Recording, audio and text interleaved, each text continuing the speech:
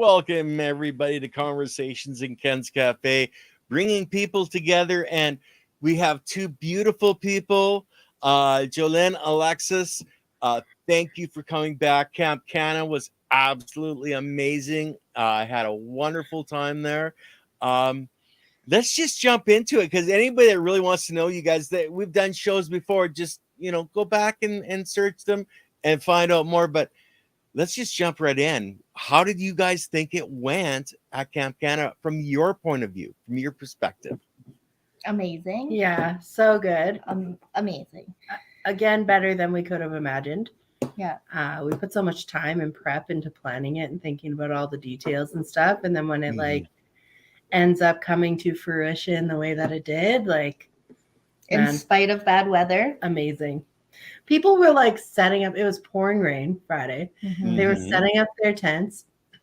It wasn't warm at all. But reverse back to Thursday before Camp Cana, while we're setting up, we're all melting. It was so hot. plus 35. We're thinking, oh gosh, we got to set up something to cool these people down. We need something to cool off. And then the next day it poured and it was cold and it was freezing and people were setting up their tents with big puddles inside of them. And they're just the happiest people.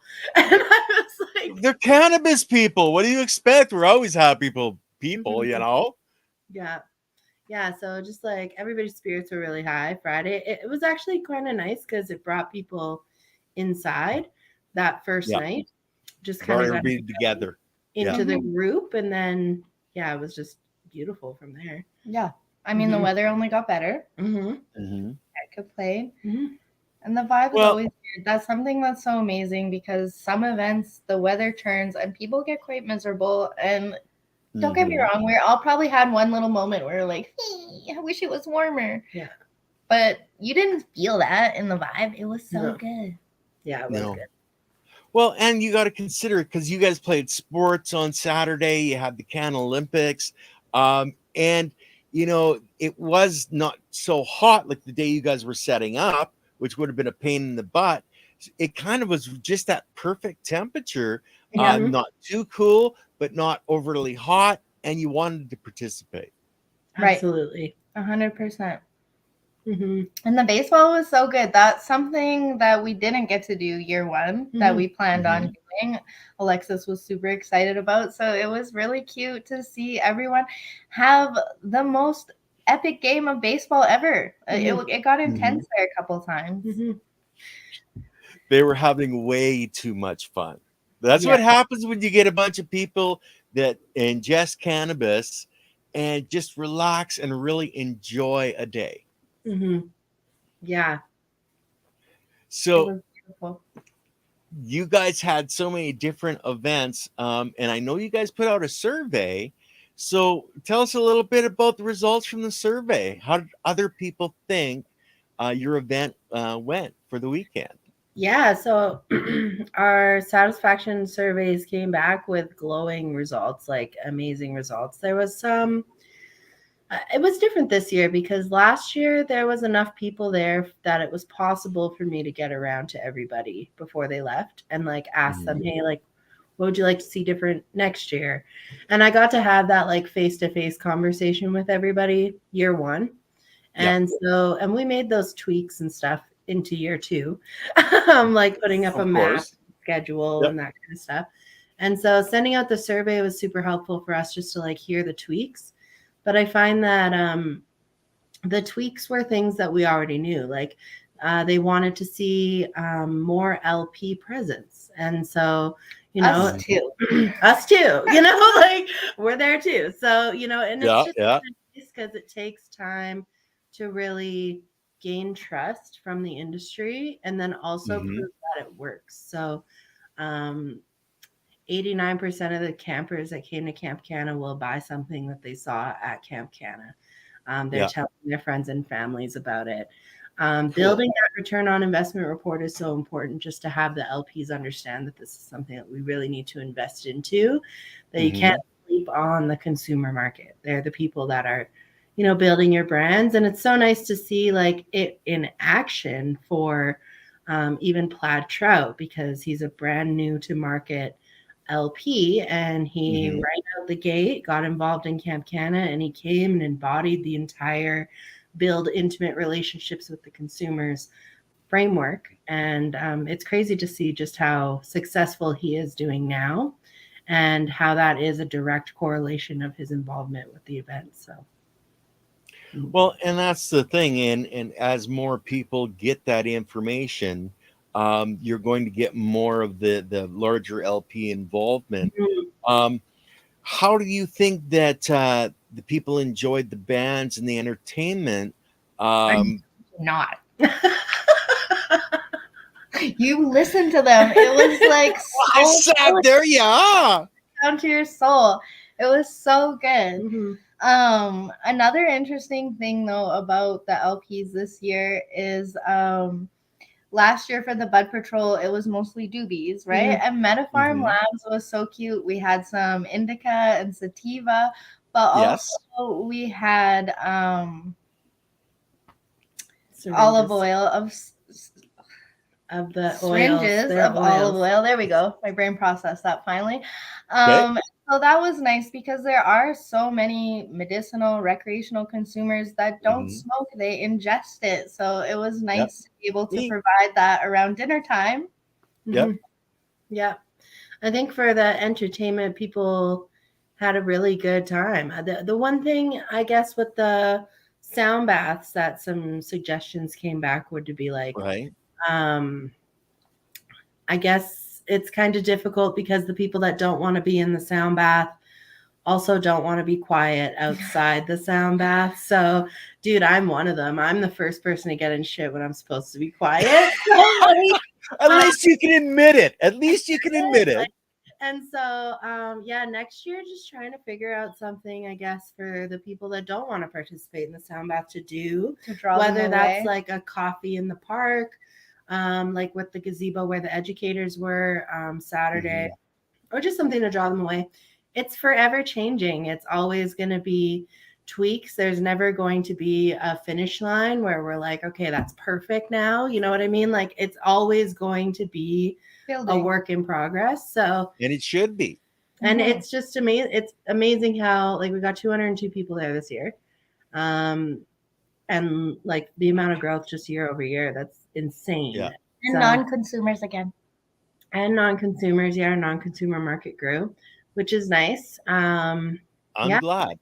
Me too, because those are the megaphones for our community. Mhm. We Mhm. can megaphone all day long, but when the non-consumers go out there and they're also advocating for us and what we're doing and why it's so Mhm. important, that speaks volumes. Yeah. Yeah. Mhm.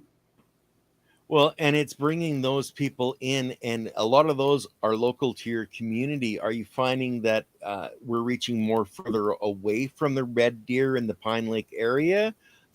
Or is it basically a lot of just the locals? No, like we had people travel from Vancouver, from Ontario, from Colombia. We had people from all over coming to Camp Canada this year. So, yeah. Truthfully, Ken, our community and the community we live in is like 40 years in the past still. So there was a huge stigma last year around us and hosting the event. And then it was nice to see how that kind of like grew a little seedling and a stem up. Like, yeah, maybe it's not so bad. It was good. It was insightful. There's education. And then this year, actually, we've seen more people willing from our community just to come and partake on the educational segments. Yeah. There was a lot of people, the non-consumers, that's why they wanted to come, was for these educational segments because you can't get that anywhere else. Mhm. And I don't want to say too much, but I was one of the speakers, guys, talking a bit about biology. How did people find that one? Rave, Just for the rave ha-ha. reviews. I have Yes. never got so many raving reviews, Ken. You're just a little light in the community, honestly. I've had so many people come up to me and say that that was wonderful and they're so happy they found you and they learned so much that they didn't know before. And that's what we need, right? Mhm. Mhm. Absolutely. It was good. And I really liked how the educational speakers, it kind of developed over the weekend. So Irene Donahue started. Irene Donahue. From medical health services. Yeah. Medical cannabis health services. There we go. That's what I was trying to She did process. like a dosing and gummy class for making. And I was there. It was an amazing class. And she made a recipe for, so if you were at camp, you got to go home with the physical recipe that you guys made. And then Amanda. Amanda after that. Breeze. She was late for hers because she was competing in the Can Olympics, obviously. And so you can find Amanda at Emerald Temple Living if you want some more education on terpenes. Yeah. But so right before that in the Can Olympics, and she also has a podcast on Spotify called The Smoking Spot. And I died laughing listening to her recount her experience of the Can Olympics, because right after she's giving a terpene talk and one of the rounds was a smell test. And so she's like, in my head, I'm freaking out. Like, everyone is going to think I'm a fake if I don't nail this down. And I know I got it, but I'm getting nervous.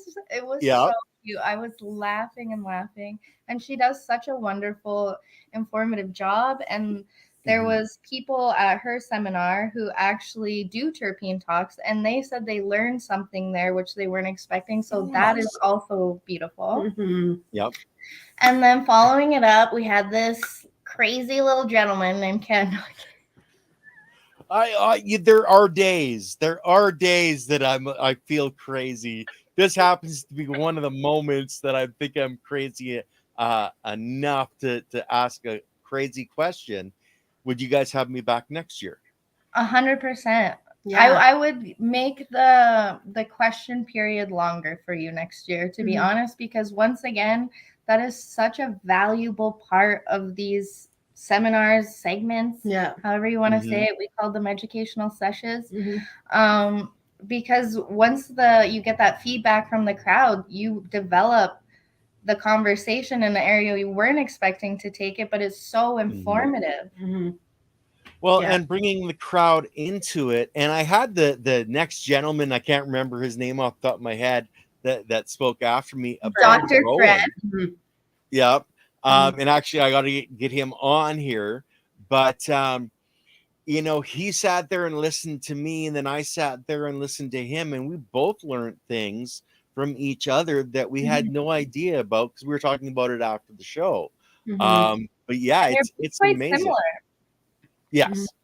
And he got me really, really buzzed right before my talk. Did he tell you that? No. He did that on purpose because he knew he was following you up. He was nervous.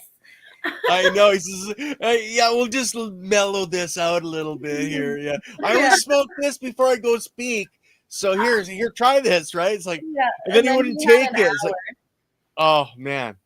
But it was fun. It was really fun. So amazing. And it was such an in-depth conversation. And I love that he sat there and listened to you so that he didn't repeat anything. And he actually could then build off what you taught everyone for his segment. Loved it. And I was actually impressed with the amount of campers that stuck around on Sunday. For the education. Like, there was a good crowd there for both of you, I think, and a diverse crowd. You know what I mean? Like, we had reps that rep licensed producers. We had just regular consumers, non-consumers, like growers, a really good variety of audience and quite a bit of them. So that was really nice to see. I don't think we did one educational segment for Sunday, the first day. And I'd say Dave probably Dormer, wasn't it? Yeah, it was Dave Dormer. He did like a history of cannabis. And I honestly felt bad for him because Sunday, like right after breakfast, a lot of people left before he started. And it was pretty skeleton around there by the time he got there. And then I felt bad for him because it's hard to speak to only a couple people. Yeah. I actually, ladies, I had him on. He did a 2-hour special on cannabis history on the channel. So you guys can check that out. Anybody that's watching this in the future.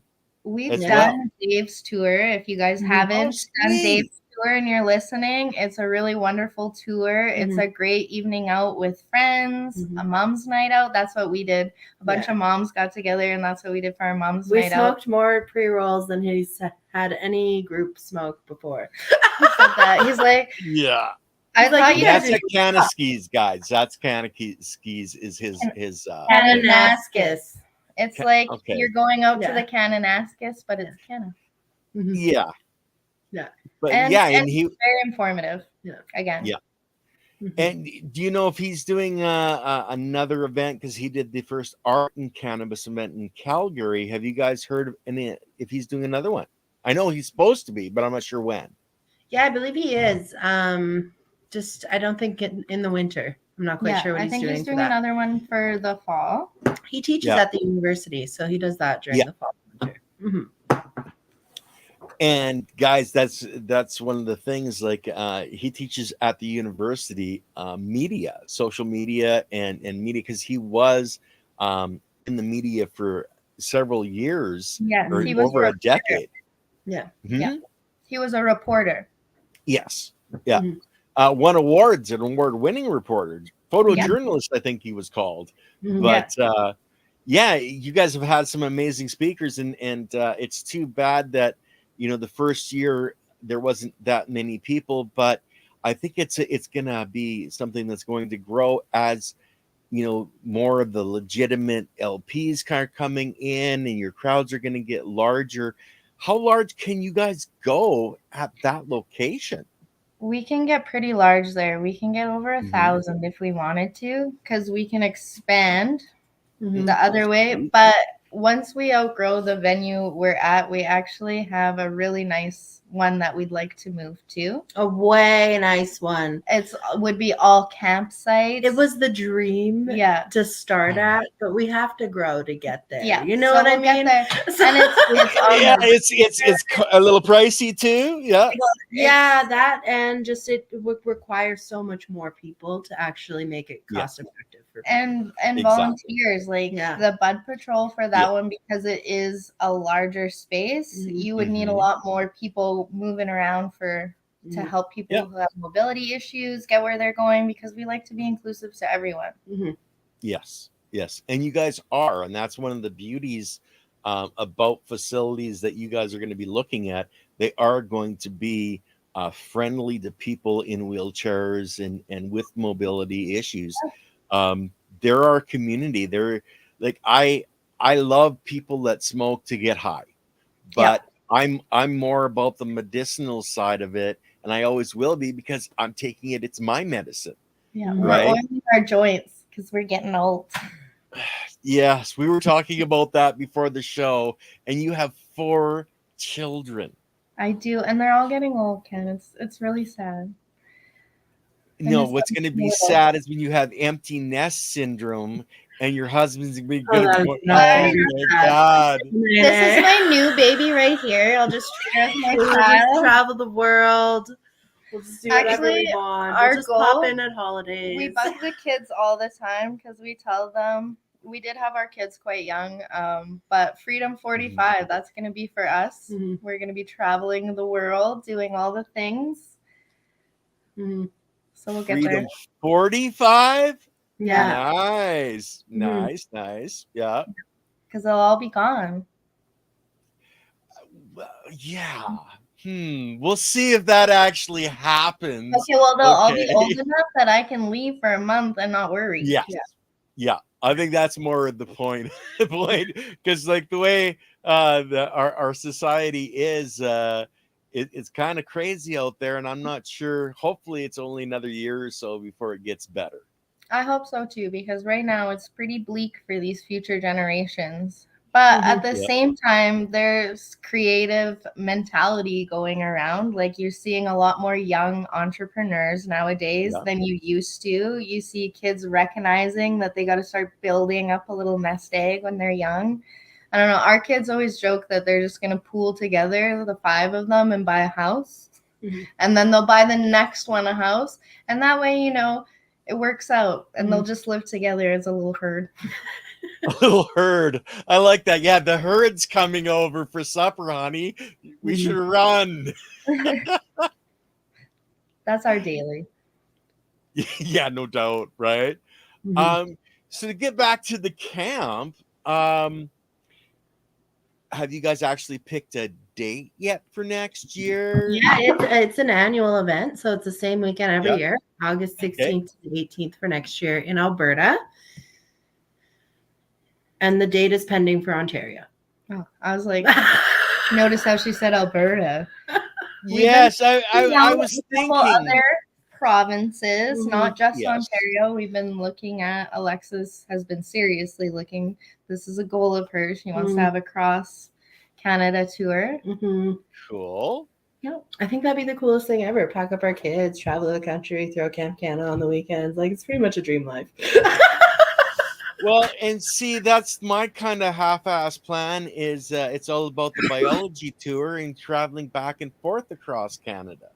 Nice. You know, and doing events like Camp Canada, and teaching people more about what's going on. So a lot more into the educational side, and then have the entertainment. And you can actually draw two different crowds. You can draw the crowd that wants to stay up late and listen to loud music, and you could draw the crowd that wants to be there in the morning for an early coffee and start learning. Well, and you've seen that at Camp Canada with the indica and sativa. And it was honestly, it melted my heart on Saturday night when we had the big movie going, and then we had directional speakers kind of going towards them because, you know, they wanted to be by the fire, just comfing down. And they all had little blow-up couches, so they were literally in the couch. Oh, sweet. Now that's a tailgate party. Right, and they're all sitting around the fire in their little blow-up couches on the indica side watching the movie. I was like, this is the most homey, beautiful experience ever. Camp Sativa, on the other hand, was complaining that they didn't get their own movie by the fire. And yes, I was actually at that fire, and we were all going, hey, man, we're missing out here. What's going on? Yeah, but you guys got a laser show, and you stayed up late, you little animals. That's right. Late. I mean, I was in bed by 2 a.m, okay? That's late? Come on. 6 a.m. That's late. That's my bedtime. This is why I camp over by the indica. He's over by the sativa. Yeah. So what, if any, complaints did you guys actually see, or are you willing to talk about that? Yeah, we didn't receive any complaints. Negative Nellies ever. No, I'm just kidding. No, I would say that there was one complaint. There was a complaint from a participant that complained that there was very little flow to the outdoor market. Like, the outdoor market was placed in the wrong spot. But my response to that, unfortunately, is it has to be where it is because it can't be visible from the gate. Because we have licensed producers involved to protect their licenses, it cannot be visible from anywhere minors are present, and outside the gate is one of the spots. So, I mean, it's hard to get everybody 100% satisfied when they're not 100% sure of the hoops that we have to jump, honestly. And so that, honestly, if that is our biggest complaint, which it was, like, I think we're laughing, like, at the end of the day.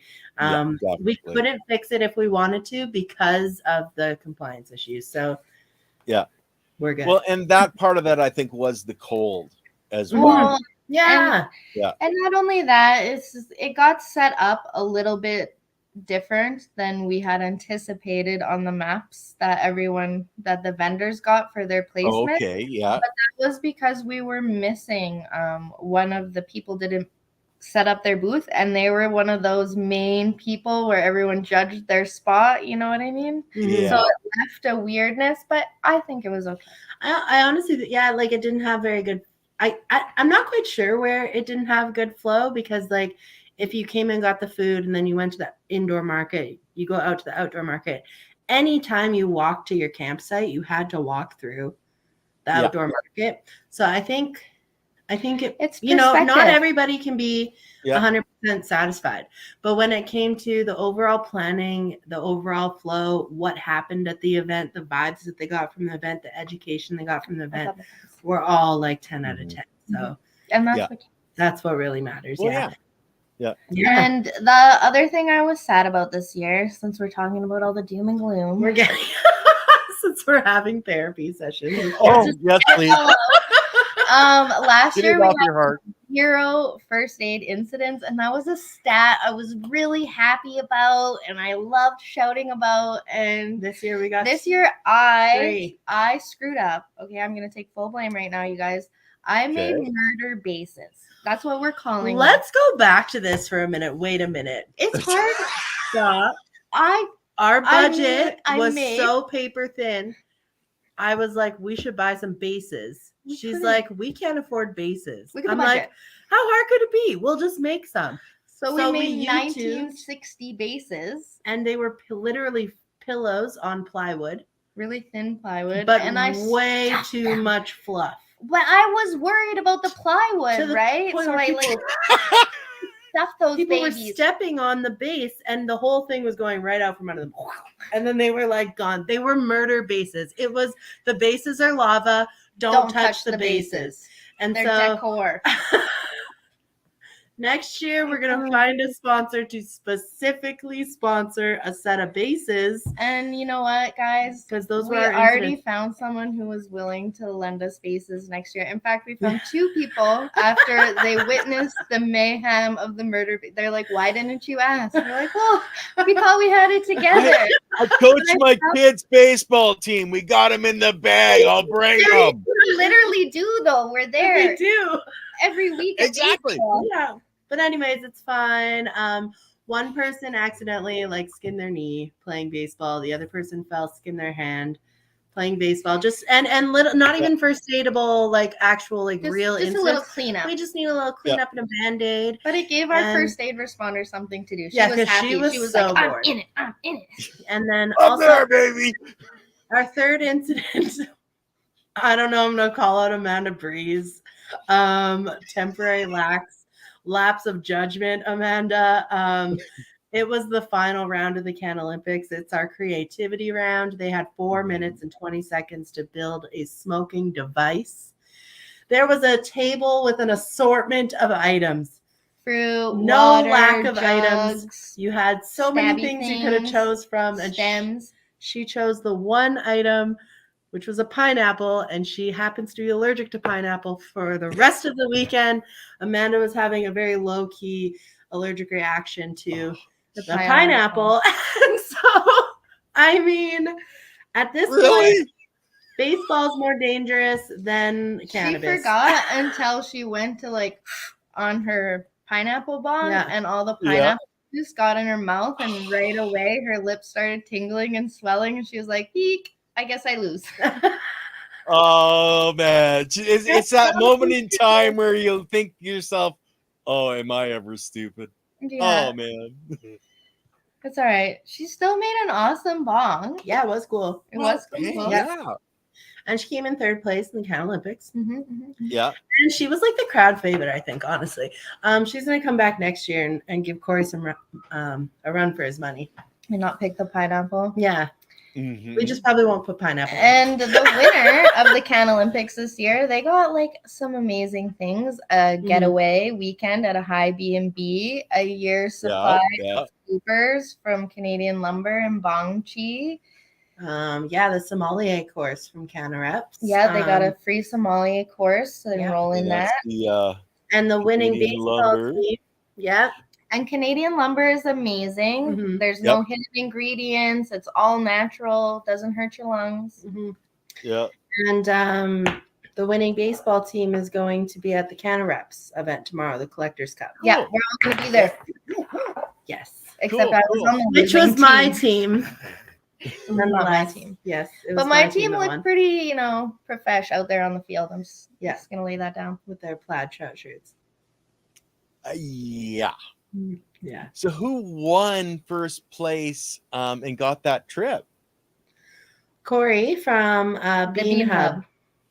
You can Okay. find him at the Bean Hub on Instagram, Facebook. Really great resource for growing as well. Everyone is so nice in there. You can never ask a bad question. You'll just be surrounded with love and support no matter what. So the Bean Hub, and also get great seats from there. Yeah. Yep. But yeah, And we love it's- Corey. And he wasn't even gonna play. I called him from the parking lot when I was rounding everyone up I heckled him. I was like, get down here. Get in here and play. Come on.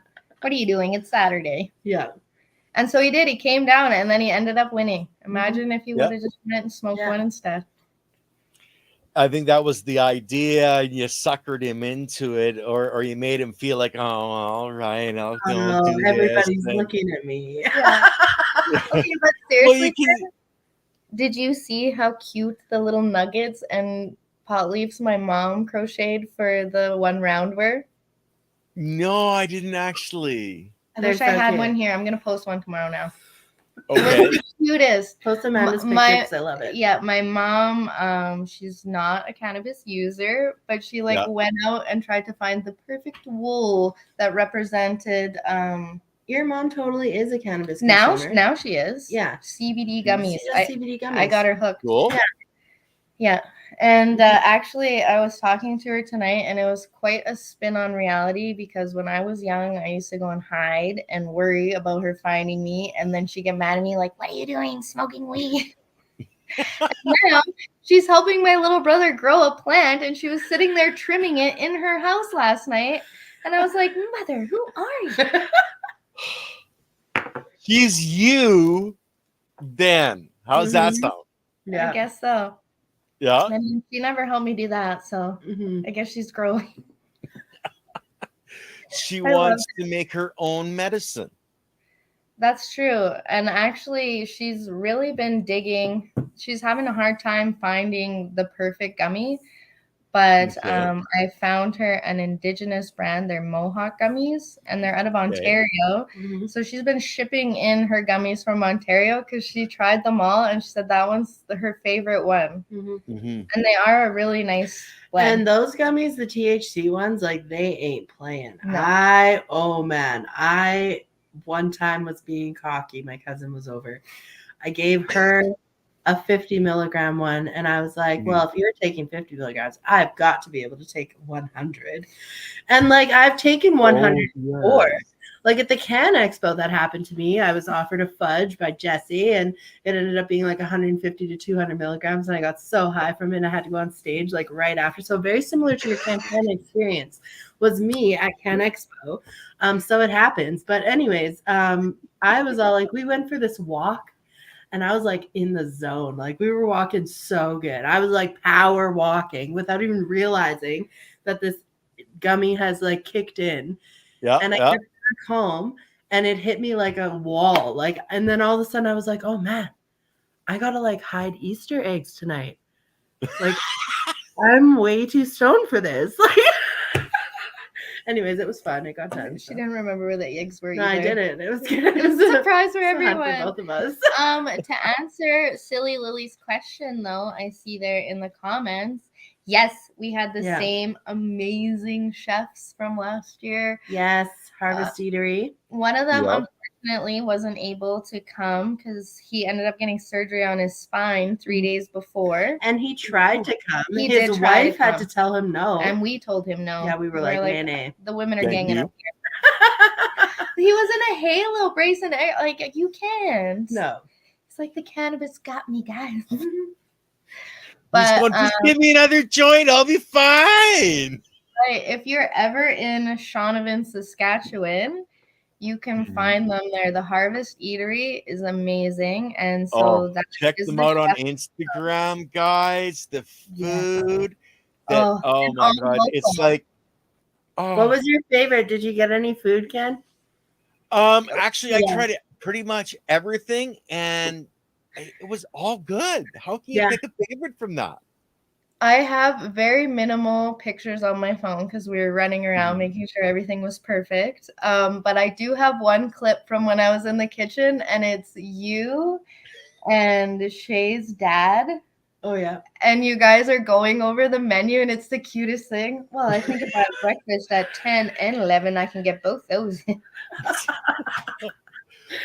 You have me? I don't remember this incident. Okay. Unless you got video, I'm not going to believe you. It never happened. So it never happened. And Roberto actually has his own restaurant in Shaunavon. Also, he's the one with amazing tacos and salsa. Yeah. So Shonovan Pizza is where you can find him, but he sells his tacos there too. So don't worry, it's delicious. Yeah, but I guess I'll just have to make a trip to Saskatchewan every I'm once thinking in a while. we should all pinch on a bus and just have a monthly dinner bus. We can sesh on the bus, dinner, sesh home. It's a win-win-win. Yeah, you got a bus. You're gonna might have to have 3 or 4 or 5 or 6 buses that you keep that going all the time. Yeah. I would be on it every time. Yeah. Well, that I have He no posted a doubt of. picture today with his salsa, and I was like, I'm on my way. Oh, don't you wish you just could do that? Yes, I do. I wish they were so closer. Hi, Mad Dog. So, where do you guys see Camp Canna progressing to next year? Like, what things are you going to add, and what things are you dreaming of in the future? Yeah, I think it's just question, keeping growing the experience, growing the people and the experience, but keeping the vibe, like, so that it's balanced. I don't want to just have 500 people and have it be like a meh experience. You know what I mean? I want to keep it like there was 200 people this year. Those 200 people were amazed. You know what I mean? They had the best time. So many people were talking about it. They were all so happy. Said they had so much fun. They can't wait for next year. Yeah. That's exactly how it was year one. Just making sure it grows with the attendance growth as well. We take pride in our schedule. I don't know if you noticed. We like to do all the things. So we make sure all the things are available. And even like Friday night, because it was so dreary all day, the lights in the light trail didn't get a good chance to charge up. And I still had a herd of people come and find me for midnight, and we're ready for our walk. Yeah. And so that was exciting because it's the vibe, right? Yeah. Like it doesn't matter. We just want to go walk in the trees at night. And we want a tour guide. Yeah, I think if anything to add for next year, it's just going to be like little things. Like I'd like to put honestly, we're not reinventing the wheel. Now we have a machine. Like we've built a vehicle now, and now we're on the road. So if anything, we are just simply driving, maintaining, and having it grow organically as it does. And like the lit trail too, like we put more into it every year. We want it to get better and better because that's something we super love. You're out under the stars, getting to experience nature. It was lit. It was so lit. But I was sad because we donate those lights to the community. We don't take them back. Yeah. We leave them there so that anyone in the community can go walk, because in the fall it does get quite dark. So it's nice to have a lit trail to get a little exercise, fresh air. And I appreciate that. All year. All year they were set up. The weekend before, a kid got a little crazy and broke all the solar panels off. From last year's lights. Yeah. From last year's lights. So instead of like adding to last year, we essentially started over this year. So it was a little disheartening, but it happens. And it was still amazing. So I can't imagine like what it would have been like with double the lights. Yeah. It was lit. It was so cool. Like it was so awesome. And the mushrooms, did you see the mushrooms at night? I caught just a glimmer of it, guys, because I was over at the fire, Yeah, we made like life size, like 9 feet tall mushrooms, and they like they glow. And they had little lights in them. So you like walk across the bridge, and then there's these like giant mushrooms. Basically, I just wanted to be like an enchanted forest type vibe. I wanted to feel little. Yeah, like feel like you're a kid again. Heal your inner child with this walk we do at midnight. And so or the game, that dartboard, that giant soccer board. Oh, I know. That was wild. I healed my inner child. I loved every second of that. Yeah. Well, maybe describe it, ladies, because people are going, what dartboard? Okay. So dartboard, it was bigger than the backstop of the baseball diamond. It probably had an extra 10 feet at least on that. and then you kicked a soccer ball, and it was like a dartboard, and then you played darts, but with soccer balls. And on they this like giant Velcroed board. to the wall. Yeah. A lot Yeah. of people suggested we get a Velcro board, like the 90s kids were really talking about. Yeah, like I was You want, like, seriously the gonna make a Velcro suit. wall. It's Yeah. me. I started it. Yeah. I was I like, can guys, see that. we all get at Alexis about the Velcro We suit. can make that We can around. get it next We year. can make that around in the Ken Olympics. We'll do can you finish your GB before you fall off the Velcro wall? Or something. We'll see. Really, for us and our vision, it's not just my goal is to make it more financially accessible. Like, there were participants of Camp Canada this year that spent $2,500, $3,000 to be there. Yeah. And like, they spent that because they had to fly here, they had to rent an RV, they had to do the things. And that's the case for the country. Yeah. You know what I mean? The people that aren't in Alberta. And Yeah. I don't want it to be like that, because that's not, you shouldn't have to save up your entire family vacation for one weekend of your life. You know what I mean? Like, I could take my daughter to Mexico for the same amount of money for a week. And Yeah. so I want it to be financially accessible and just see the different, like, the vibes are different in each province. We experience this ourselves when we go to events in Ontario or BC or, you know, these other places. So we just want to make sure that we're bringing that same framework of responsible, dignified consumption, advocating for education for the consumer, and just have it be across the board.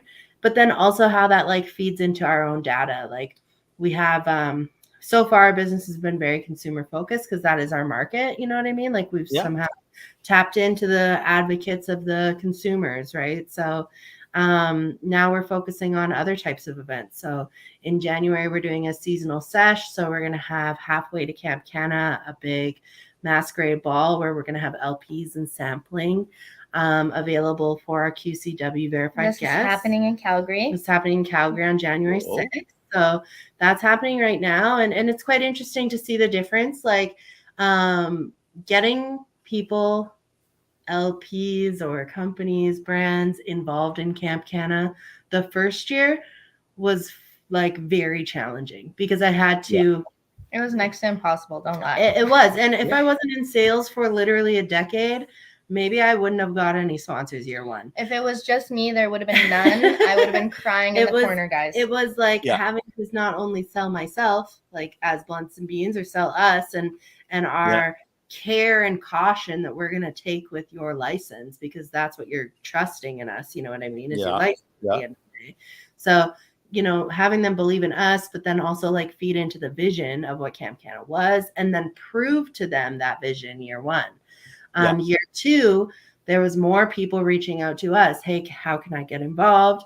You know what I mean? That kind of stuff. So it's just nice. But then we launched a lottery for the LPs for the seasonal sesh. There's only 14 spots. We're going to have more than 14 LPs want to be there. We did a lottery to ensure fairness. The amount of people that have submitted to our lotteries, like put your name in the hat and we'll pull the 14 out so that we know what's fair. You don't got to pay for a spot or anything. And so like, out there, the amount of people that have participated in the lottery right now or have gotten involved with the seasonal sesh, I feel like it's just going to get easier year after year, because honestly, this is a by community for consumer event. So we need to have our community there for our consumer. So I would love to see every LP in the province at Camp Canada. Like, that's what I want to see. You know what I mean? Maybe it's in see every LP there, every accessory company, every maker, little art, you know what I mean, thing. I don't think that it has to be just so small. Like, it's going to be small in Alberta, I feel, if we just keep it here. And that also says a lot too, because, you know, we set a standard and we haven't pivoted, and people see that we're upholding our standard. And I feel like that also makes it a little easier. Yeah. We're not just two crazy moms with an idea. Yeah. It's no, like, you're two crazy moms with a brilliant idea and you're putting it all together. Yeah. It's just like, and you know, there's people that come to us now, people that it's actually quite interesting when you achieve a level of success. I wouldn't say I wouldn't consider myself successful, but some people do consider us successful, or that we nailed it or whatever. And now they want a part of it, or they want a piece of it. And they want the whole thing of or it. they want the whole thing. And I'm like, Yeah. eek. So it's just the kind of interesting people's benchmarks that they place you at. You know what I mean? Like for me, I'm like, okay, yeah, year 2, we did it, but I still haven't sold out. You know what I mean? Yeah. Like I still haven't sold out of my event. I still haven't had no tweaks come back in my surveys. I You'll still never not have that part, room though. to grow, Yeah. and I'm not Yep. finished yet. But there's like, brands that want to be like Blunts and Beans and blank host Camp Canna. Eek. And it's just Yeah. like, time. it's hard when you do that because people operate their businesses differently. They have different guiding principles. And we have been so firm and so strong with our guiding principles and what our framework is and what our standards are that I just don't really have any interest in wavering or even bringing it to the conversation.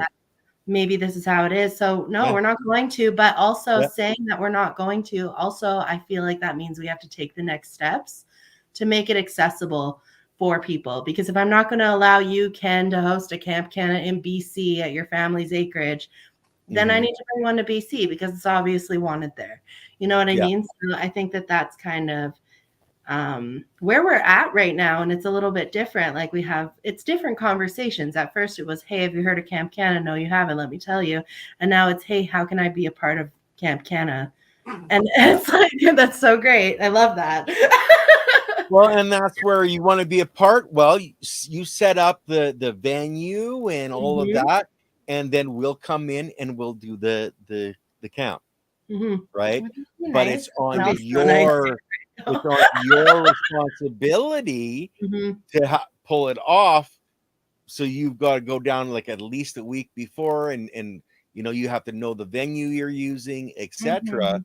And then Alexis is on the phone and she's contacting all the LPs in that area. Like say the Kootenays has a bunch, and Vancouver has a bunch, Victoria, Saskatchewan. There's LPs all across this country, and some damn good ones. And those are the ones we want to really highlight is quality. Yeah, absolutely. And their process. Like, had we not started this journey, we never would have met Into the Weeds. It's an amazing brand. And he started growing cannabis because it's his wife's medicine. And he realized that not everyone could get that same quality of medicine on the market. And so he had, a service to provide everyone. And I think that's so beautiful. And it's also very rare that you don't find an irradiated weed grown in soil on the recreational market nowadays. Yeah. And I think we need to have more of that. Like, of course, we're on It's All About the Biology channel, and it is that. But I'm actually going to be attempting to do hydroponics, but find enough biology to make a really healthy plant in that system. All right, I'm going to be doing some experiments. The show for a minute, Ken, because epic shows have been going on the channel lately. I've been loving every minute of the growing sessions. Have you seen that guy who made the fish tank filtration system he did hydroponics, and he has it set like a sluice box almost, and he had his fish in there. He had the most epic filtration. Aquaponics. Yes, it was so cool. But unlike most people, he had other bits where he was also composting and reusing the fish juices. It was pretty cool. Yeah, I actually started my first seeds in my aquaponic system in my basement. And how is your wife liking this? Actually, she loved it. I was growing lettuce, romaine lettuce, and onions. You would cut an onion, and the juice inside would just flow out, and it would smell and taste like the best onion you've ever had. That's an aquaponic system done right. Done right. And that's what I was going to say, because if you do aquaponics wrong, my friends, you are going to have a smelly, smelly room in water. It's not a good time. So a lot of research. Well, you have to have your swirl filter and your biodigester, and there's all the stuff you need, Yeah. and you need to understand all of that. That's how, like, I have tried. I've done worm farming, I've done microgreens, I've done aquaponics, I did deep water culture, but I did a lot of this way before I ever got into cannabis, Mhm. because I wasn't hurt at that point. I didn't need cannabis. You're a gardener. I was a gardener. I learned how to air clone uh, tomatoes. Now I air clone clones, Mhm. and it works beautifully. And it's so easy to actually do. But now that have become a cannabis advocate and this crazy, crazy Canadian that hangs out with wonderful people like you guys, at Camp Canna. And we were at the Grow Up in Edmonton, and you guys are going to be at the Grow Up in Victoria, or actually, Alexis is going to be there Alexis representing used you to be a guys. blunt without her bean. A blunt without my Mhm. bean. We're supposed to both be going, but I have a family thing I need to deal with back here. So Yeah. we're gonna send her off and tell her to be on her best behavior without a bean. And I promised people I was going to be on my worst behavior. So I just can't see the last time you guys were at the airport and that outfit you guys were wearing. I know. What am I going to do? Okay. I can't. This I is gotta the make one idea I'm still. pitching. You can settle this right now. I think Okay. she should do the same one as always, but then look at her head and be like, me. I think she should Not put nice. Mexican That's sad. mustache You in asked there if you too. don't have me. No mustache. Listen. I like the Mexican mustache. Oh, come on. Do you like I how know. it grows out of her nose? I know you're not a news channel, but I'm going to give Yeah. you some breaking news right now. Yep. Okay. I don't have the right pass to get into the smoke sesh with Tommy Chong. Are you telling the internet you're breaking? I will be breaking into the smoke sesh with Tommy Chong. So I hope Victoria's security is on point because I will be getting past them. And since it's only I going, maybe it'll be easier for us to sneak in because I it's don't only know. one person. I'll I'm just really good like at dividing sneak a right in. crowd. I'm really good at looking like I belong there, you know? You just And walk that- in like you're supposed to be there, and you're supposed to be there. Obviously, I'm here to see Yeah. Tommy Chong. Why And- else and are you going? And Wanda James is also going to be there. Yeah. She's also a phenomenal speaker. And we are finalists in 2 categories. We're not going to tell anybody, but Oh. we're definitely not under 30. But we were nominated for top under 30, and as well as influencer of the year, which is really nice. So be Yeah. excited Cool, to cool. see that. And we'll be vlogging live from the floor. Also, I feel like there's 2 people in that category who are actually under 30. So Yeah, I really hope one of them take it. It's got to be between those guys. Yeah. Yeah. And Definitely I like- think you're not going to have a problem talking to Tommy. Just talk to him before the event, and then just walk in with him, and they're never going to question you. Exactly. Be his security. I'm just going to be his security. We were Yeah. Remo's security We were. at Grow Up last time. Yep. He said it was the best security detail he's ever had. Yep. So if you need security, Hit your girls up. we're pretty flashy about it too. Yeah. So Yeah. Yes, of course. yeah, so it'll be lots of fun. I'll leave Saturday morning, and then I'll be Okay. just hanging out in Victoria for the day. Anyone who is there though for Saturday, they're Yeah. doing a super cool tour of Dabble Cannabis is one of them on it. Some local grows on the island where you can get up close and personal. So if you are going to be there and you could squeak in, please let me know how it was. Mhm. Well, Yes. maybe you'll have to come on to chat on the Soil Matters when Av comes back, because he's going to be there, and he helps to arrange the speakers. You guys spoke at the one in Edmonton. Are you speaking at the one in Victoria? No. No. We were just going to hype it up and have all the fun. And not have to worry and have any stress. You're just going to go out and party. is what you're saying. It was just going to be like a little end of the I'm year. actually happy that we're not speaking now. Not that I'm not going to Not be that there. Julian's not going, but yeah, we're just gonna be vlogging from the floor. Yeah, so you'll be able to catch us on our channel if you want to sneak in on what's Stay- going on. Stay tuned on the What is it called? Buns and beans? No, not us. What is the when you have a crime plan? What is that called?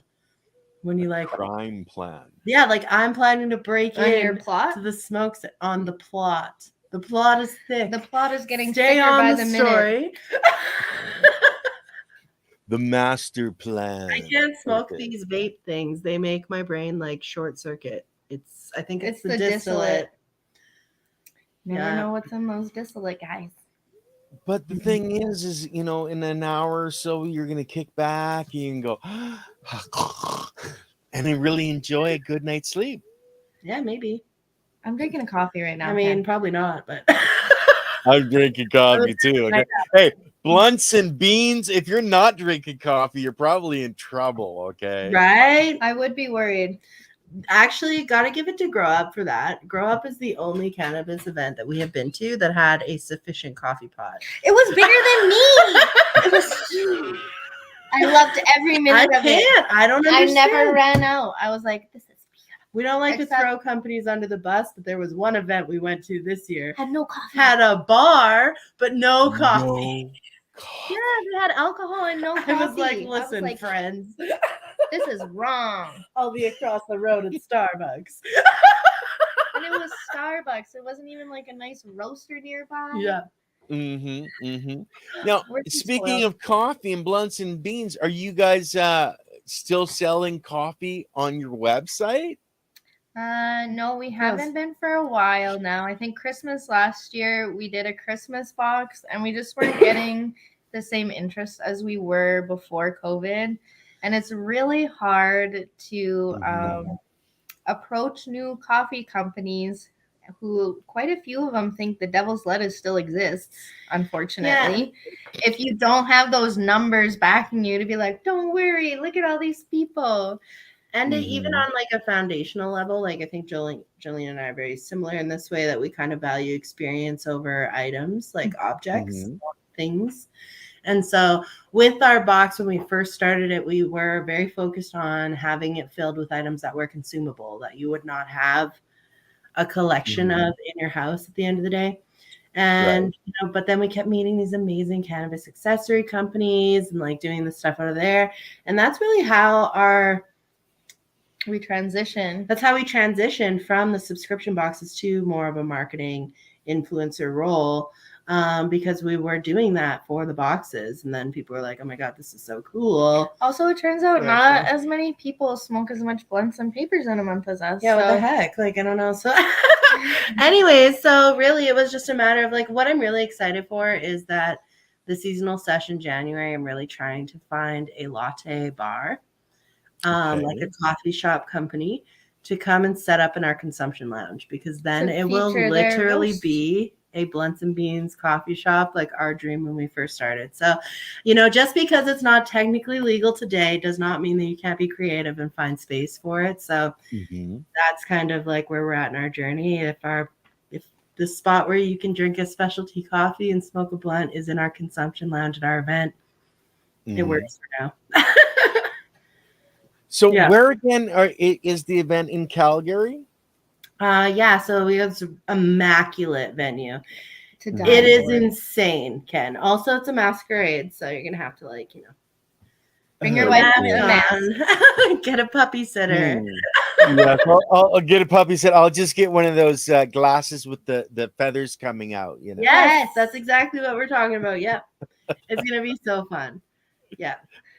But is it in the city? Because I know Dave Dormer did the one in the city on city property. He had to have the tent. In January, I don't think you're gonna want to be outside in a tent. So we have found a venue that was able to offer dignified consumption. It's in a private setting, so we are working within the framework as always for our events. We did go the consumption tent route in the beginning. We were going to do that, but that's not, in my opinion, dignified consumption. So that's not how I want my event to operate, because I don't want you to have to leave and walk across the back alley into a tent with no roof and walls, and cold. You can't have it's cold. January, it's cold. It's Alberta, okay? I found a venue that was really great. They're okay with us. There's two types of consumption. in the cannabis industry you have to worry about. There's consumable consumption, which I want to be able to be done inside. So I want you to be able to go up to my bar, get a sample from an LP, have that sample, drink it right there if you want, or take it home if you'd like. So I want that to be an option. We have amazing Mana Sugar. Maybe she wants to add her sugars to a coffee. You could consume that. Or, but if you want to do combustible, then you just step outside onto a beautiful patio with beautiful furniture and heaters and things. Okay, that was the one I was looking for, was the heaters. Okay, and the venue is the ones that brought up the heaters. They're like, oh yeah, well, we have heaters. We'll just put them out there. Because tell them what this venue has hosted. Oh yeah. Okay, so first off, I called. We don't like to throw companies under, but I called Heritage Park. I called Heritage Park in Calgary, and they sent me through the rigmarole because they have a liquor license. So you're going to run into issues throwing cannabis events anywhere that's licensed by AGLC. Because they have to give up their liquor license for the entire day. Like, it's not like just for that event. 24 hours. Or you can serve liquor at your cannabis event, which I don't understand, but some people do. Whatever helps you. But it was just like so many little like it felt very illicit. It like, okay, sure, but you guys can't drink your drinks inside. That definitely can't happen. It has to be in the consumption tent. Well, I'm not going to take a Coke and walk out to the consumption tent and drink it in the freezing cold water and be like, you know what I mean? Like, that doesn't make sense. So then, so then I just like kept looking for private venue, the same framework that we used at Camcana. So then I found this one and it was so amazing. And I was like, oh my God, there's no way they're going to let us do this here, but I have to call them. I just need to hear them say no. And then I can move on to the next venue. So I called them and I was like, hey, I explained to them, I'm going to be gathering bud tenders, industry leaders, LPs, influencers. I think your venue is perfect for it. I need to be able to offer dignified consumption. That's going to be the deciding factor. Can you provide that for me? They said, of course, we'll put heaters on the patio. You guys are free to do whatever. Also, we had a cannabis wedding. We hosted a cannabis wedding last year. Cool. They were the best group we've ever rented to. And it's because they're so clean and respectful and not like, you know what I mean, spilling things or getting rowdy and so fighting. Yeah. So, I mean, the stigma was already gone. No alcohol. Exactly. So there won't be any alcohol at our events, as always. There's no alcohol at our events, but I mean, people have a hell of a good time, I think, without it. I don't know. Oh yeah. maybe we're biased and we have a stigma attached because we don't drink alcohol, but I think I don't think it's a stigma. I think it's just a general, like, for the greater good of the data collection of our events, we can't allow alcohol, because the second there's an incident, it's not going to be the alcohol's fault. It's going to be the cannabis's fault. And I don't want that statistic to reflect on the whole cannabis industry. But also, there's so many people in the cannabis industry that are recovering addicts that don't want to be around alcohol. And I don't feel like triggering them when they've turned to plant medicine to heal themselves. You know what I mean? In that situation. So for me, I like my journey's always involved people that were addicted to alcohol. And so even myself, like, I stopped drinking heavily and started consuming cannabis instead. So for me, it's like, I know that there is that like party spirit inside of me. And like the second I start drinking, I just want to keep partying, and that's just who I am. But I can get the same exact experience of a good ass like drink and like maybe a dab or two. And like, I'm still fun and still party. So I like, if that's how I feel, I can only assume that there's other people that feel that way too. So that's just kind of how we do it. And really all of our events are designed to provide statistics to the government. So, yeah. Well, that's what you did the first year. We talked about that in our first interview together. You know, how did you guys, are you guys giving the data from your survey to the government as well? Or what kind of stuff were you giving to the government? Compiling stats. So at the beginning, when we wanted to have the coffee shop and we wanted to host a big public event, they said, oh, kind of scary. We don't have stats. We don't know what to do. And then so we just we were like, okay, well, we'll throw an event. We'll hold it to your same standards that you would host an alcohol event that you have a special events license for too. I'll let you know what happens. And then it's not like we okay, yeah, we have these stats, we're giving them to the government. That's not the case. What we're doing is we're making noise. Now I have a nationally recognized event that Health Canada, even themselves, reached out to us. And then we kindly reminded them that until they make a license for us, they have no governing authority over us. And as long as we are in compliance with everybody that they do have governing authority over, there's really nothing that they can do. But we have all of these statistics and data backing what we're doing and having it be deemed responsible framework. So if you'd like some assistance in creating the said license that we need, we can help you with that. So basically that's our strategy. I don't know if it's going to work, but you need that. We have that backing us now. It's not just us saying it. We can actually pull stats from our own events, from around the world events, and we can bring those to you because we are we're members of the CCTA, that's the Canadian Cannabis Tourism Alliance. So in that association, they're working with the federal government to help move that change to where it should be. And then us as ourselves, we are very in touch with our provincial and our municipal governing authorities because we want to be at the forefront of that. Don't make a silly decision because both of us feel it's very unjust. And as a Crohn's patient and someone who's experiencing early osteoporosis symptoms because of that, I think it's very unjust of Edmonton to just think about consumables. Because I'm sorry, but as Crohn's patients, the combustible, that's what gets my ass back up out of my chair to keep going. And that's what gives me you need that triple threat almost, depending what you have, what condition you're living with. So why are we setting it up as a bar party scene instead of a social community education? And you can have venues like that and events like that as well. And I think it's something that's interesting to know is that the biggest hang up with public consumption is the question, what is over serving? And we have gathered hundreds of people over the last 2 years and have never limited their consumption.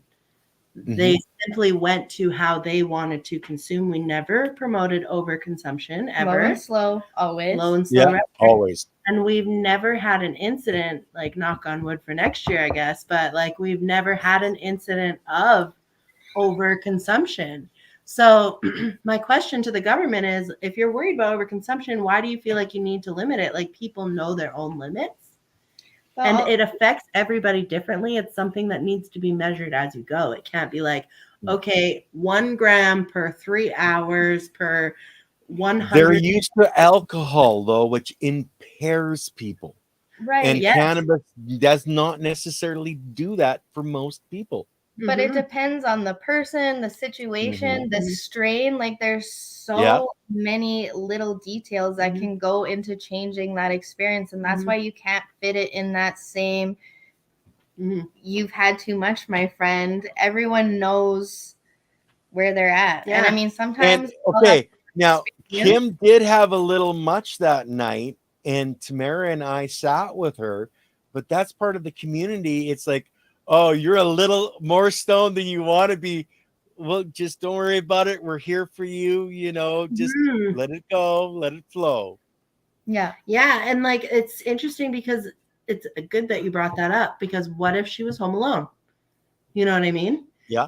It's a mental game, cannabis. The second you overconsume, it's a mental game. Just like any drug, really. Not a drug, but anything that you take that's going to alter your perception, Your state of that is a mental thing. So the second you start, lots of people are oh, I tried it one time, got real bad anxiety. Okay, but were you alone? And what were you doing? And what was your environment like? And were you fighting with anybody that day? Were you stressed? It's not a matter of the cannabis made you anxious. No, you just need to learn how to unpack that anxiety and guide yourself through it. And that's why Camp Can is so important for new consumers, because maybe they do get to that point right? And they just need someone to Mhm. sit with them and unpack it and guide them through that experience. And so, like, amazing that you were there. She couldn't have had a more educated person to be with her that's so at cute. that exact And moment in walk her time. through it. So, And like, just to specify, guys, when we say there's no limit on alcohol, we mean like they do have limits. Yeah, they are. You can drive after you've had Yeah. one beer. They deem that's too much. Mhm. We've probably all been cut off once or twice yeah, at a it's bar. 3 fluid ounces per hour. That's what the consumption limit is in Alberta, anyways. It's 3 fluid ounces per hour. Right. But like that can't be the hang up for cannabis, and we have statistic proving like this is what happens when we don't limit. Granted, we didn't serve any cannabis, Right. So- But a medicinal patient can consume and not feel the same impairment as someone trying for their first time, Mhm. consuming a little more than the Mhm. average bear for their first time, Mhm. having that extra edible and wasn't prepared for it. And it does. Like, this is my comfort blanket. She gets me through a lot of stuff. And I, as someone who consumes a lot, I can still be without her and by myself, and that little Mhm. monkey brain gets going, and now I'm having a bad day. Yeah. So Yeah. I don't think we can limit it like that. And I think that cannabis for me was always social. So it's Mhm. to think that like some people, example, like the consumers that weren't consumers before legalization, like, you know what I mean? There's a lot of them. And Yeah. so these comments are killing me. They but- are. Everyone loves you, Ken. Well, Silly Lily's my wife, and she had a chocolate truffle, and I don't know if you've ever had the experience of having somebody their first time they've ever had a body stone, and you're just like, oh wow, I'm not sure what's going on, and it's like I just tell her, it's honey, it's gonna be okay, you're not gonna die, and laughing my ass off because I know exactly what it is. Yeah. You're so supportive. Yeah. Just become one with the couch. It'll all be okay. Mm-hmm. Yeah, you're gonna live, okay? Yeah. Nobody dies from a cannabis overdose. No, and People worst die case from scenario- alcohol overdose, etc. Yeah. all the time. Yeah, and the difference is you can nap off too much cannabis, and you I can't like do that. that with alcohol. Yeah. And if you know somebody that is a high THC and has been smoking, and you have CBD, you can bring them right down. Now, edibles, of course, it's different, but yeah, there's always that option as well. But that's education. Orange juice, water, just something to keep their mind off of it. Like, you know, The anything. munchies, eating Yeah, generally right? brings you Okay. down. We had the coolest first aid kit at Camp Canna. Yeah, Gotta we throw did. that out there because we had like your regular emergency first aid kit, but then we had orange juice, we had munchies, we had everything you can eat. We had CBD. What do you need? We got you in there. And that, ladies, is so cool. Okay, really it is. Well, sometimes, you just need someone to come up with a bag of chips and sit beside you for a minute. Mm-hmm. Yeah, put a blanket around you and go, hey man, how you feeling? Wow, man, I'm just so high. And that's where the Vibe Tribe really is a Yeah. huge thing for us at Camp Canna, because Mhm. they're not volunteers. They're part of the heart. They're there if you want to play a game, if you need someone to talk to, if you Mhm. just need to know something. Mm-hmm. Love them. Yeah. Yeah, they're Well, great. and it's about that caring, sharing, and community. It's about relieving the stigma of this is your brain on drugs. No, this is a community of people that love each other and want to help each other. And it's not like alcohol where there's a lot of anger when it's being consumed. Cannabis is pretty much the exact opposite of that. I love that, because when we're consuming cannabis, we're achieving our higher self. We're being thoughtful. We're being kind. It's all good. So, ladies, we're at an hour and a quarter. How are you guys feeling? Like the husband's at home with the kids. How soon do you need to go?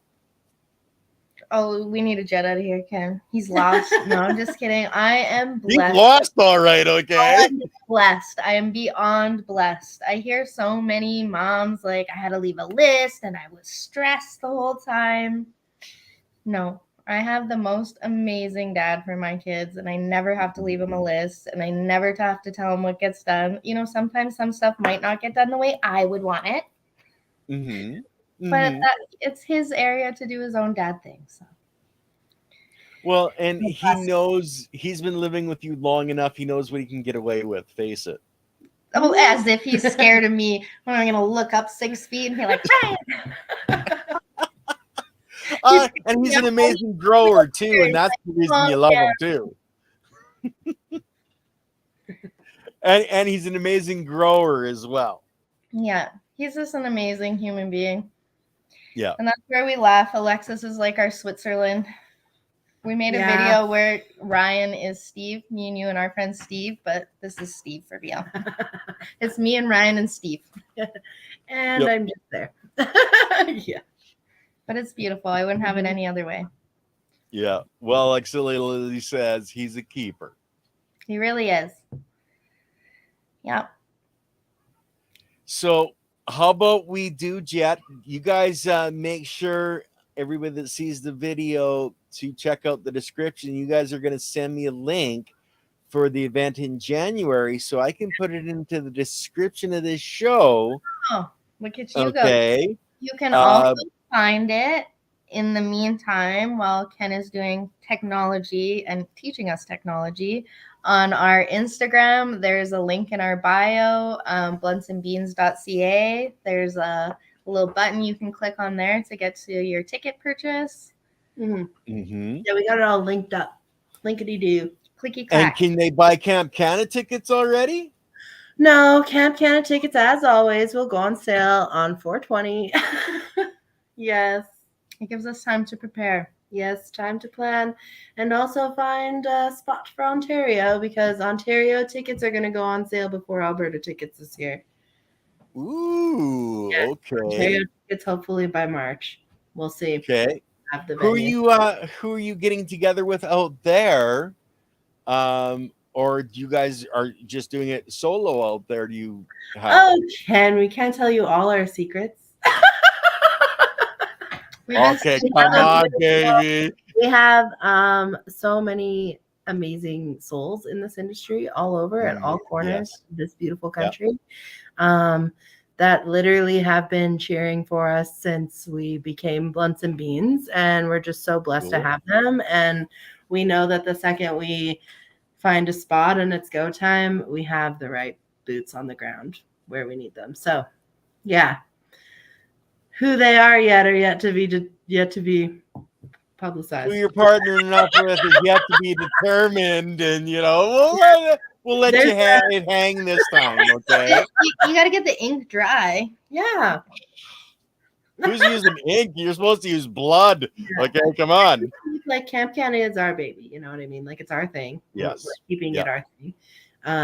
But at the end of the day, it's by community for consumer, community, right? So it's just it's everybody's thing at the end of the day, you know what I mean? Like Camp Canada could have been your thing, Ken, like where you came and you met people and you did the thing. It's all about creating a culture of community and connection. So just now that I feel like we kind of got it, like, you know, our vehicle's built now, it's maintenance and it's keeping it going. It's going to grow. 75% of the people that came this year found out from friends. Yeah. That's insane. You know what I mean? Like a word of mouth marketing to be that effective year over year. Insane. And it's not going to, I don't think it's going to decrease next year. I think the people that came had a really good time. You know what I mean? More people with bigger networks came to share too. And I just think that it'll start going on its own, propelling. So it's time to copy, paste, repeat. Wash, rinse, repeat. And that's why you're having the event in January. That's why. Are you guys looking at having another high tea in the summertime again? I mean, we are. Yes. So we've been talking about it. Actually, it's so funny because Elizabeth Bud Betty, she messaged me today, and she's like, people are reaching out to me and wondering if we're doing the high tea. And I'm just like, so like, I went right from Camp Canna right into the seasonal sesh. So like, it's like, I'm like, so like event, blah, blah, blah. And then I was like, the high tea is in May. Let's worry Calm about down. it in the new year. Yeah, we got time. We got plenty of time. I love what you're saying. The high tea, though, it's not that there isn't as much that goes into it, but there's not as much like little moving parts and a million people. It's just us Intimate having gathering. a nice Mother's Day tea.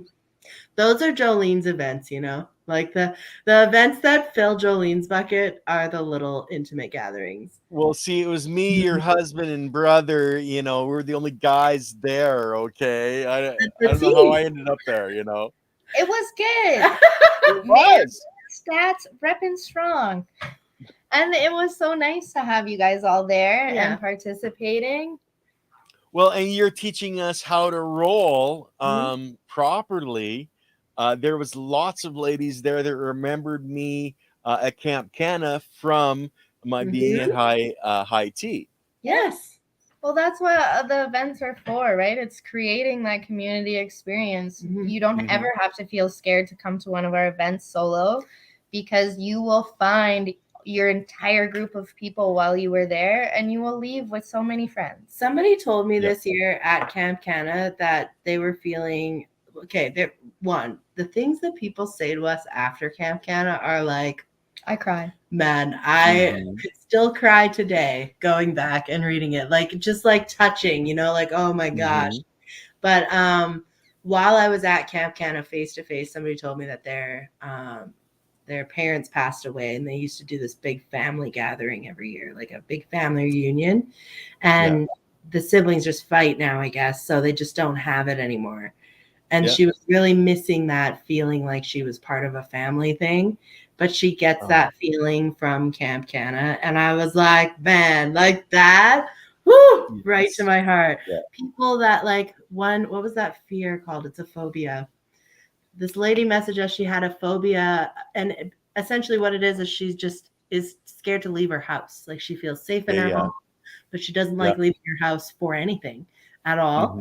But she came to Camp Canna, which to me, I was like, dude, that is big. That's bold. Like, that is huge. You didn't take a little step. Like, you jumped over the cliff there. But like, hear that she like did not feel at all uncomfortable at Camp Canna, that it was just like a perfect vibe for her, and that she's so happy she did it, and like she feels like more like a week later she was still riding that vibe and you know, just being somewhere where you can be accepted. And I've made a friend like that in the past. My friend moved into someone, and we're like, hey, you know, we're just right outside your door smoking a joint. If you wanted to come just right outside your door and try it with us. And she did. And then the next week she sat outside with us. And then the week after that, the kids were playing in the yard and we sat for an hour. Like, sometimes it just takes having that support system and feeling loved in your environment. Because at the end of the day, there's always going to be someone who has a problem with us, and that's okay, because we got a whole community that loves us, baby. You know it. Okay. And that's one of the best parts about the cannabis community. And you know, we're a global entity. We're in every religion. We're in every country on this planet, where you can go and put your fingers together and go, and somebody knows what you're talking about. You know, exactly. And it's an amazing thing to be treated like family. Even cannabis clothing is becoming more acceptable. You can wear it out in public, and unless you know, you would never know that that's what that shirt is. Do you know what I mean? Yeah.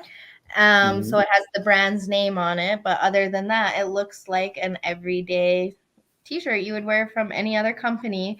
And we were at a birthday party, and a mom came up to Lexus. I was unsuspecting of this mom, but it was a beautiful moment, because she's seen her shirt, and she just very casually said, I also really love their beverages. And that's all she had to say. And then they knew. Like, oh, nice. I had no idea.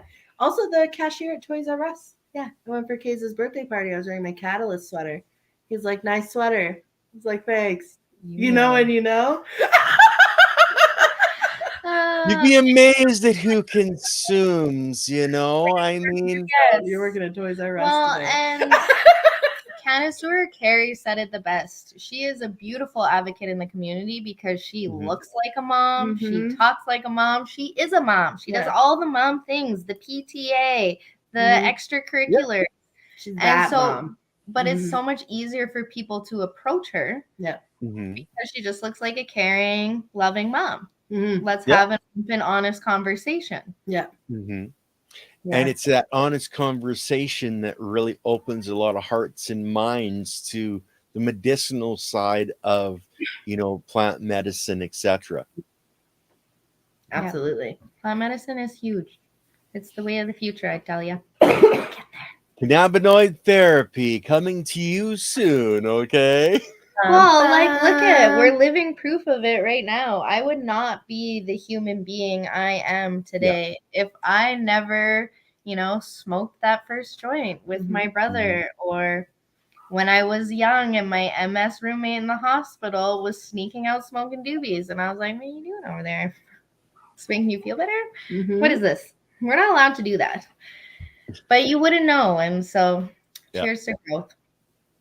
Well, and it's like I was out in small town Stony Plain and sitting in the park, and I got out of the car, and here comes Buddy walking by me smoking a doobie, and he sat down. I said, so I walked up and said, "Oh, this is the smoking area," and it's like, "Oh yeah, here, man." You know, it's that community that we have that you would never know where you're going to find them, especially in Alberta, where you can pretty much smoke almost anywhere. We're lucky. We are very lucky. We are very lucky, but also we can't smoke everywhere. I find BC is a little more luckier. Like, you can walk down the street in downtown Victoria on the sidewalk and no one's going to say anything middle of the day. Yeah, I did that in Edmonton and nobody said anything to me. You have to step off the sidewalk depending who's coming at you. You know, you got to read the people in the crowd a little bit more, I find, but we're getting there. And shout out to Marty. We need more people like you as neighbors, my friend. Yes, definitely. All right, Ken. Okay, ladies. Well, blessings to you both. And what you do is absolutely amazing. Alexis, have fun in Victoria. And Jolene, my best wishes for you for what you're doing. So anyway, guys in the chat, thank you all for coming. Tomorrow we have Alluvial Soil Labs from North Cal on with Andy and myself. And we also have a discount code for them. They're doing both soil testing and biological testing for soils. So you're going to want to check that out. As for the sun and the moon, the ladies on Thursday, you're going to have to find out who's coming. Check out my IG. I'll be posting that tomorrow. Oh, I can't wait. Okay, while we're shouting people out, guys, if you haven't checked out Ben's Lucky Turtle Army, please do my heart a huge favor. He's going back for physiotherapy in November, and anything donating towards the cause. Of course, the government does not support this kind of physio, but since he started last year, he is now weight bearing, standing up on his own, and walking. So he needs to keep going. You can get really awesome turtle pendies. I actually just broke mine, or I'd show you. But I sent it back, and Narc Glass fixed it, and she's sending it back to me because she's a beautiful soul. And Narc Glass, also, if you haven't checked them out, they do all of that pro bono for them to just help Ben get there. Fantastic. Anyway, guys, peace out, everybody. We'll talk to you tomorrow.